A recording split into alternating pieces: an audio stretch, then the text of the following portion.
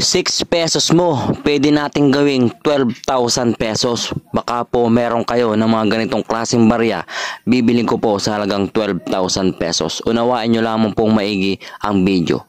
Magandang araw mga ka-coin collector.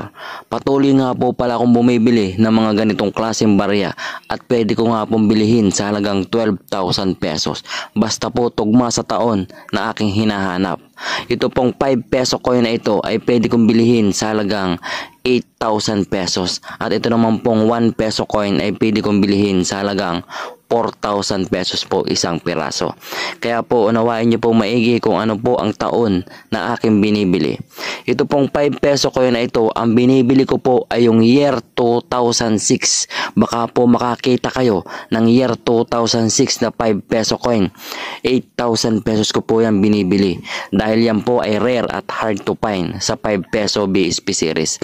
At sa 1 peso naman po, ang binibili ko po dito ay yung year 2005 mga ka-coin collector. Basta po year 2005, 4,000 pesos ko po sa inyo bibilhin. Yun po ang taon na rare at hard to find sa 1 peso na ito. Kaya po kung meron kayo ng mga taon na aking nabanggit sa dalawang barya na ito, ay mag-message po kayo sa akin at bibiling ko po sa halagang 12,000 pesos. Ito pong dalawang barya na ito. Comment nyo lamang po dito kung meron po kayong ganitong klaseng barya. 12,000 pesos ko po ito bibilhin. Maraming pong salamat. Sana po ay mabentahan nyo po ako ng ganitong klaseng barya.